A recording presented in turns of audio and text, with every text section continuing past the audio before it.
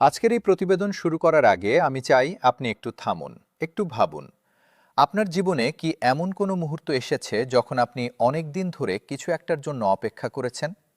যখন বারবার মনে হয়েছে এবার হয়তো হবে, কিন্তু বারবার হয়নি? যখন আশা আর হতাশার মাঝে দোল খেয়েছেন? যখন মনে হয়েছে কেউ আমার কথা শুনছে না, কেউ আমার কষ্ট বুঝছে না? দেশের ১৫ লাখেরও বেশি সরকারি কর্মচারী ঠিক এই অনুভূতি নিয়ে বছরের পর বছর পার করছিলেন।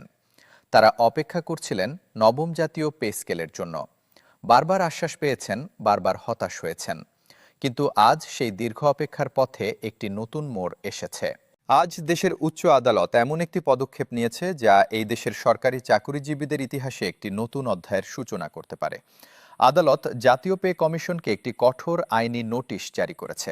সেই নোটিশে বলা হয়েছে, আগামী মাত্র ২ কর্মদিবস অর্থাৎ ৪৮ ঘণ্টার মধ্যে নবম জাতীয় পে স্কেল সংক্রান্ত চূড়ান্ত প্রতিবেদন আদালতে জমা দিতে হবে। এবং যদি এই নির্দেশ পালন না করা হয়, তাহলে পে কমিশনের সংশ্লিষ্ট কর্মকর্তাদের বিরুদ্ধে আদালত অবমাননার মামলায় কঠোর আইনগত ব্যবস্থা নেওয়া হবে।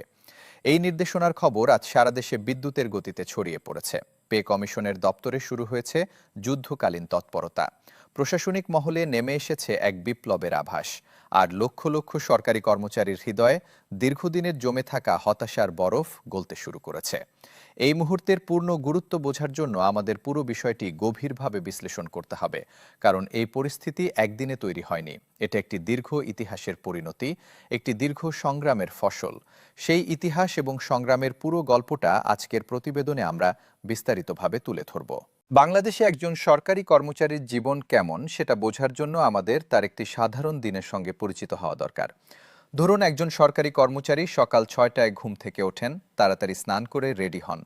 পরিবারের জন্য সকালে নাস্তা বানানোর সময় নেই, তাই শুকনো কিছু মুখে দিয়ে বাসে ওঠেন। ঠাসাঠাসি বাসে দাঁড়িয়ে ১.৫ থেকে ২ ঘন্টা পথ পাড়ি দিয়ে অফিসে পৌঁছান। সারাদিন কাজ করেন। মাঝে মধ্যে মনে পড়ে বাড়িতে ছোট ছেলেটার পরীক্ষা আসছে, কিন্তু তার টিউশন ফি দেওয়া হয়নি। মেয়েটা অসুস্থ, কিন্তু ভালো ডাক্তার দেখানোর টাকা নেই। বাড়িওয়ালা ৩ মাস ধরে বাড়ি ভাড়া বাড়ানোর কথা বলছেন। এইসব চিন্তা বুকে নিয়ে অফিসের কাজ করতে হচ্ছে। সন্ধ্যায় বাসে করে ফেরার পথে হিসাব করছেন মাসের শেষে কতটা ঘাটতি হবে। বাড়ি পৌঁছে পরিবারের মুখের দিকে তাকালে নিজেকে অপরাধী মনে হয়, কারণ তিনি যথেষ্ট দিতে পারছেন না। কিন্তু তার দোষ কোথায়? তিনি তো সর্বোচ্চ পরিশ্রম করছেন। সমস্যাটা হলো ব্যবস্থায়, বেতন কাঠামোয়। এই ব্যবস্থার সমস্যাটা কতটা গভীর সেটা কিছু তথ্য দিয়ে বোঝানো যাক। বাংলাদেশের সর্বশেষ জাতীয় পে স্কেল ঘোষণা হয়েছিল ২০১৫ সালে। সেটি ছিল ৮ম পে স্কেল। সেই সময় সর্বনিম্ন বেতন নির্ধারণ করা হয়েছিল ৮,২৫০ টাকা। এখন ২০২৫ সালে এসে সেই সর্বনিম্ন বেতন ইনক্রিমেন্ট সহ হয়তো ১০ থেকে ১১,০০০ টাকার কাছাকাছি। কিন্তু এই ১০ বছরে দেশে মূল্যস্ফীতি কতটা হয়েছে?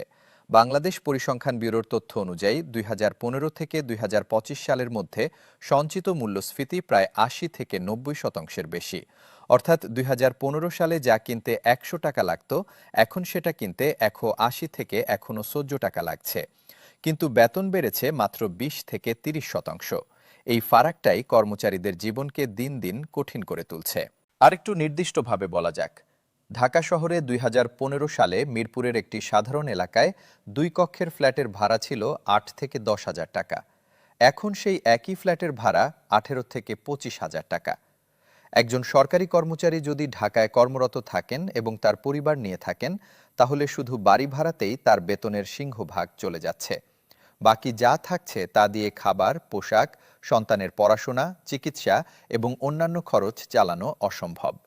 এই পরিস্থিতিতে তারা ঋণ করছেন, বাবা মার কাছ থেকে নিচ্ছেন, আত্মীয় স্বজনের কাছ থেকে ধার করছেন, কেউ কেউ গ্রামের জমি বিক্রি করছেন।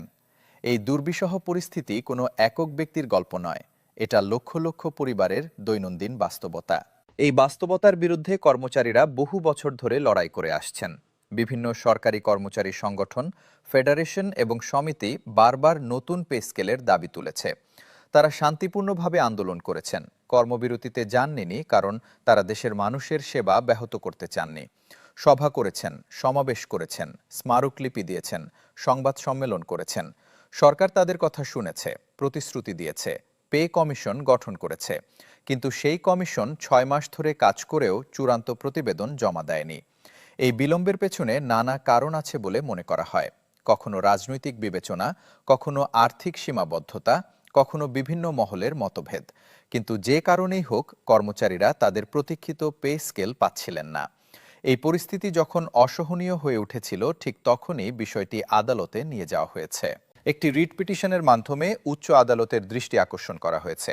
আদালতের সামনে তুলে ধরা হয়েছে যে পে কমিশন গঠিত হয়েছে, ৬ মাস ধরে কাজ চলছে, কিন্তু প্রতিবেদন আসছে না। এই বিলম্বে লক্ষ লক্ষ কর্মচারী তাদের সাংবিধানিক অধিকার থেকে বঞ্চিত হচ্ছেন। আদালত বিষয়টি শুনেছে, গভীরভাবে বিবেচনা করেছে এবং একটি অত্যন্ত গুরুত্বপূর্ণ পর্যবেক্ষণে পৌঁছেছে যে বাংলাদেশের সংবিধান অনুযায়ী প্রতিটি নাগরিক তার শ্রমের ন্যায্য মূল্য পাওয়ার অধিকার রাখেন। একজন সরকারি কর্মচারী যখন তার বেতন দিয়ে পরিবারের মৌলিক চাহিদা পূরণ করতে পারেন না, তখন রাষ্ট্র তার সাংবিধানিক দায়িত্ব পালনে ব্যর্থ হচ্ছে। এই ব্যর্থতার বিরুদ্ধে বিচার বিভাগের হস্তক্ষেপ করা শুধু অধিকার নয়, দায়িত্ব। এই দায়িত্ব পালন করতেই আদালত আজ কঠোর নির্দেশ দিয়েছে। আদালতের এই নির্দেশনার আইনগত দিকটা একটু বিস্তারিতভাবে বোঝা দরকার, কারণ এই আইনগত দিকটাই এই নির্দেশনাকে এত শক্তিশালী করে তুলেছে। বাংলাদেশের আইনে আদালত অবমাননা একটি অত্যন্ত গুরুতর অপরাধ। কোনো ব্যক্তি যদি আদালতের নির্দেশ বা আদেশ অমান্য করেন, তাহলে তার বিরুদ্ধে আদালত অবমাননার মামলা দায়ের হতে পারে। এই মামলায় দোষী সাব্যস্ত হলে জরিমানা এবং কারাদণ্ড দুটোই হতে পারে। বাংলাদেশের সুপ্রিম কোর্ট এবং হাইকোর্টের ইতিহাসে আদালত অবমাননার মামলায় উচ্চপদস্থ সরকারি কর্মকর্তা থেকে শুরু করে বেসরকারি ব্যক্তি পর্যন্ত অনেককে দণ্ডিত করা হয়েছে। একজন সরকারি কর্মকর্তার জন্য এই পরিণতি শুধু আইনগত বিপদ নয়, পেশাগত ক্যারিয়ারের জন্য অত্যন্ত ক্ষতিকর। কারণ আদালত অবমাননার রেকর্ড থাকলে পদোন্নতি বাধাগ্রস্ত হয়, সরকারি মহলে সুনাম নষ্ট হয়, ভবিষ্যতে গুরুত্বপূর্ণ পদে নিয়োগ পাওয়া কঠিন হয়। এই কারণেই পে কমিশনের কর্মকর্তারা এই নোটিশকে এতটা গুরুত্বের সঙ্গে নিয়েছেন। নোটিশ পাওয়ার পরপরই পে কমিশনের পুরো পরিবেশ আমূল বদলে গেছে। কমিশনের ভেতর থেকে যে তথ্য পাওয়া যাচ্ছে তা রীতিমতো চমকে দেওয়ার মতো। নোটিশ হাতে পাওয়ার পর প্রথম যে কাজটি হয়েছে তা হলো চেয়ারম্যান নিজে প্রতিটি সদস্যকে ব্যক্তিগতভাবে ফোন করেছেন। কাউকে পাঠানো হয়নি কোনো চিঠি বা ইমেল। সরাসরি ফোনে বলা হয়েছে এখনই অফিসে আসতে হবে। যারা বাইরে ছিলেন তারা সব কাজ ছেড়ে